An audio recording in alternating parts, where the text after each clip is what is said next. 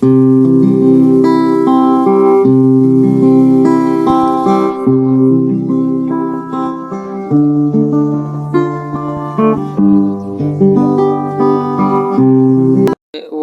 ICT TV, ikaze ku Bumenyi ICT TV, akanya muri kumwe n'umuvandimwe Francis Xavier Twizeyimana wifuza ishya n'ihirwe.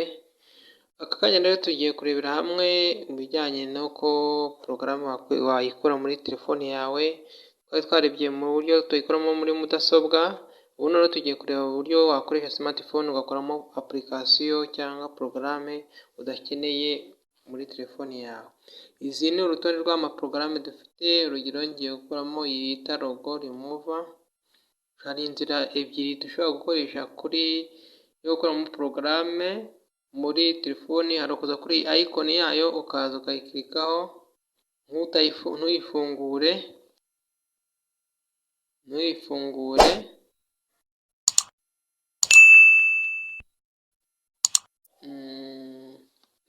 sinyifungure, nkazaho kuri yo nkayikandaho akanya, hakaza hano nkahita nkirika hano handitse ngo application detection, nkaza muri application info zayo cyangwa amakuru agendanye nayo, nkaza ngakirika kuri akantu kanditseho uninstall.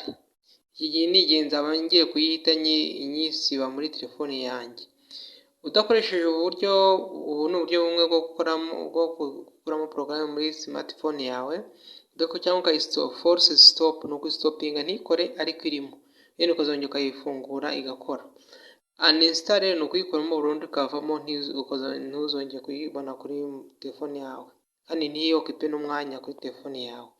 Nshatse rero kuyikuramo nakora ubu buryo, cyangwa ntakoresha ubu buryo nkaza ngakoresha ubundi buryo bwa kabiri bubaho, ni ukujya muri settings, kuri settings nkaza kuri application and notification, nkareba urutonde rw'amaporogaramu yose mfite muri telefone yanjye. Haza hano handitse ngo application info, nyuma yo kuhakirika ikarodinga amaporogaramu yose mfite muri iyi telefoni. Iyi ni lisite y'amaporogaramu yose, cyangwa ni all programs cyangwa all app ziri muri iyi telefoni. Nkagenda nkareba ku rutonde yayindi nari ngiye gukuramo, ni iyitwa logo remove for video, nkayikirikaho. Nyuma yo kuyikirikaho nk'uyifunguye nkahita mbona bya bindi nabonye muri bwa buryo bwa mbere, nkaza nkagira uninstall. Uninstall ni ukuvuga ngo bakambaza ngo urashaka kuyikuramo yo koko? Yego, okay, ndashaka kuyikuramo, ndategereza ivemo, ivanemo n'amafoda yayo yose irahita ivamo. Urabona ko ngo no application info, ngo ntabwo yavuyemo, yarangije kuvamo. Nshatse nasubira inyuma nkongera ngakoramo indi porogaramu cyangwa nkayidisibulinga. Hano bambwiye ni ugukuramo amaresidi yayo cyangwa imyanda iba yakoreshejwe, cyangwa nkaza nkayikuramo. Urabona ku rutonde ko ntayiriho, yavuyemo, yagiye. Nshatse nakuramo n'indi, gukuramo indi noneho nkoresha bwa buryo bwa mbere twari twarebye. Reka dufate nk'iyi ngiyi application yindi, iyi yenda tukuremo iyita lens, ndayifunga ariko sorry, nsubire inyuma, nikwe muri bwa buryo bwo kuyikandaho ukagumishaho akanya kugira ngo ivemo. Yahitangiye gufunguka, niyo mpamvu.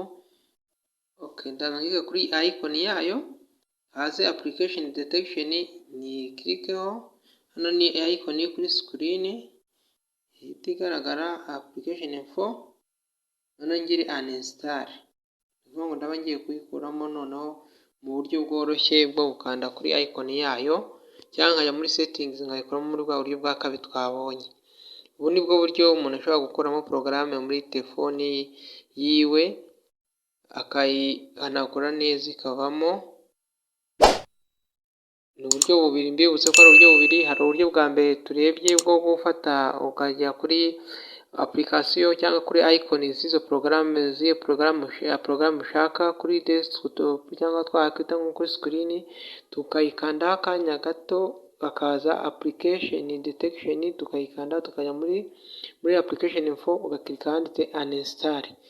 Ubundi buryo bwa kabiri ni ukujya muri settings, ukajya muri all applications, application notification, ukashaka ku rutonde none nabwo ukayikirikaho nk'uyifunguye, ukabona uninstall ukayikuramo.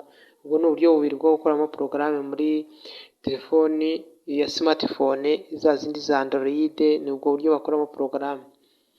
Murakoze, murakarama, mukomeze mugubwe neza mukurikira Ubumenyi ICTV, mukora share, mukora like, mukora subscribe, kugira ngo tujye ibiganiro byacu bibageraho ku gihe tukimara kubi uploadingaho. Murakoze, murakarama.